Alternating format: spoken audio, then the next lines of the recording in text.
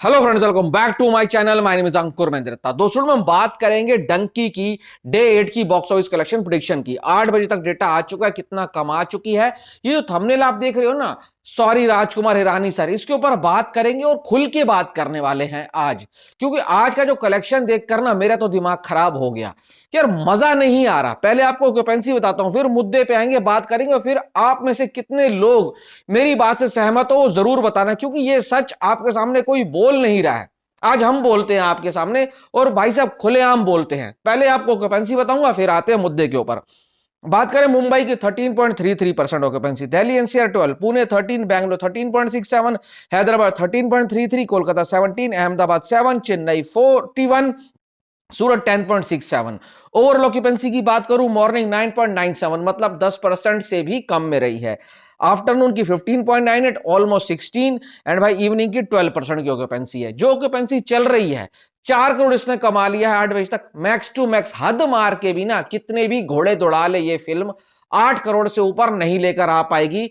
बहुत मुश्किल है, बहुत मुश्किल है। कमाल हो जाए अगर 70% की ऑक्यूपेंसी चली गई रात में, तो जाकर ये 8% से ऊपर टापेगी, क्योंकि पूरे दिन में ही इसने 4 करोड़ कमाया है। अब देखो, यहां बैठ कर ना मैं भाई साहब ये तो कर नहीं सकता हूं कि अपने जो दिल में आ रही है उन बातों को रोक दूं। देखो, कुछ लोग हैं कमेंट बॉक्स में भी आते हैं, और कुछ ऐसे लोग हैं जिन्होंने ये बोला है कि हिंदी ऑडियंस को क्लास फिल्में समझ नहीं आती, क्लास फिल्में समझ नहीं आती। मैं इतना कहना चाहूंगा राजकुमार हिरानी सर, पहले तो आपसे माफी है। सच बताऊं तो आपकी ये फिल्म उस तरीके से जादू नहीं चला पाई जो आपकी पुरानी फिल्में चला पाई थी। अब कुछ लोगों का कहना है कि हिंदी फिल्म जो ऑडियंस है ना, हिंदी ऑडियंस है, उनको क्लास फिल्में समझ नहीं आती है, उनको एक्शन एक्शन ही देखना है, वो अब ये हो गए हैं, वो हो गए हैं। एक बात बताओ, वही हिंदी ऑडियंस है, भले ही पेंडेमिक से पहले था, उन्होंने पीके को ब्लॉकबस्टर बनाया, उन्होंने 3 इडियट को ब्लॉकबस्टर बनाया। तो भाई संजू का नाम ही नहीं ले रहा हूं, मुन्ना भाई लगे रहो, मुन्ना भाई। इस साल ही ले लो आप 12th फेल। एक भाई साहब विक्रांत मैसी 52 करोड़ देकर बैठा है। विदु विनोद चोपड़ा का डायरेक्शन था। क्या ये कहीं कमी तो नहीं रह गई? विदु विनोद चोपड़ा सर इस बार राजकुमार हिरानी के साथ नहीं जुड़े। क्या राजकुमार हिरानी का प्रोडक्शन और रेड चिलीज का प्रोडक्शन ही फिल्म को खराब कर गया? मेरी बात समझने की कोशिश करना। Shahrukh Khan biggest biggest biggest star है क्राउड पुल करने में। उनका स्टारडम इतना फीका पड़ गया कि मात्र 8वें दिन के ऊपर फिल्म 8 करोड़ रुपए कमाते हुए नजर आ रही है। और कुछ लोगों का कहना है कि भाई साहब नॉर्थ ऑडियंस को क्लास फिल्में समझ नहीं आती। यार शर्म करो, नॉर्थ ऑडियंस अपने आप को ही गाली देने के बराबर है अगर हम ऐसा बोलेंगे।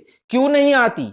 ऑडियंस की कमी है, सबसे बड़ी मार्केट है, उसके बावजूद ये फिल्म अपने 8वें दिन के ऊपर 8 करोड़ कमा रही है। मैं तो इतना कहूंगा, ये फिल्म अंडर परफॉर्मर से भी अगर कोई नीचे शब्द है तो वो रही है। भले ही इस फिल्म का बजट 120 करोड़ है, भाई साहब 200 सवा 200 करोड़ कमा जाएगी, सुपर हिट हो जाएगी। बट एक बात अपने दिमाग से और दिल से सोचो कि भाई क्या ये वही स्टार है, ये वही डायरेक्टर है जिन्होंने इतनी बड़ी बड़ी फिल्में दी हैं? इसका मतलब साफ है, इस बार राजकुमार हिरानी सर अपना जादू नहीं चला पाए जो हर बार वो चलाते हैं। क्या ये शाहरुख खान वही हैं जो भाई साहब इतनी बड़ी बड़ी फिल्में दी हैं? उनकी आप पुरानी फिल्में ही उठा लो, इससे ज्यादा कलेक्शन तो वो भी करती थी। अब मुझे एक चीज बताओ, अगर ये फिल्म राजकुमार राव करता, विक्रांत मैसी भी अगर भाई साहब राजकुमार हिरानी के साथ 4,000 स्क्रीन लेकर आ जाए ना, 100 करोड़ वो भी मार जाएंगे। राजकुमार राव भी मार जाएगा, आयुष्मान खुराना भी मार जाएगा, विक्की कौशल का भाई सनी कौशल भी मार जाएगा। पर एक बात बताओ, Shahrukh Khan biggest superstar, Rajkumar Hirani biggest Indian film director, वो इकट्ठे आते हैं। इतना बड़ा भाई भाई बना हुआ था, ये दोनों साथ आएंगे तो ये हो जाएगा, वो हो जाएगा। क्राउड पुलर थे दोनों, क्राउड पुलर। नहीं हो पाया, जादू नहीं चल पाया। ऑडियंस की गलती नहीं है, कहीं ना कहीं ऑडियंस जो एक्सपेक्ट कर रही थी इन दोनों से, वो इन्होंने डिलीवर नहीं किया है। यही सबसे बड़ी सच्चाई है, जो आज ये फिल्म उस हिसाब से कलेक्शन नहीं कर रही है। मैं मानता हूं क्लैश में आई है, बहुत फिल्में आती है क्लैश में, पर क्लैश में भी दबाकर कमाई होती है। जो हमने पुराना इतिहास उठा लो, 2023 में ही चले जाओ तो बहुत फिल्मों का क्लैश हुआ है। जो फिल्म ऑडियंस को पसंद आती है, पब्लिक भर भर के प्यार देती है उसको, भर भर के। ये फिल्म मेरे हिसाब से अपने एक्सपेक्टेशंस के हिसाब से नहीं कर पाई है। रीजन एक ही है, पब्लिक के दिल पर यह फिल्म नहीं लगी, क्योंकि राज कपूर रानी की पुराना जो भाई साहब सिनेमा है ना, वो आज भी टॉप पर है। कोई नहीं बीट कर सकता पीके को, कोई नहीं बीट कर सकता संजू को, कोई नहीं बीट कर सकता 3 इडियट को, कोई नहीं बीट कर सकता मुन्ना भाई को, कोई नहीं बीट सकता लगे रहो मुन्ना भाई को। मैं राज कपूर रानी की सबसे वीकेस्ट फिल्म मानता था लगे रहो मुन्ना भाई, खुल के बोलूंगा।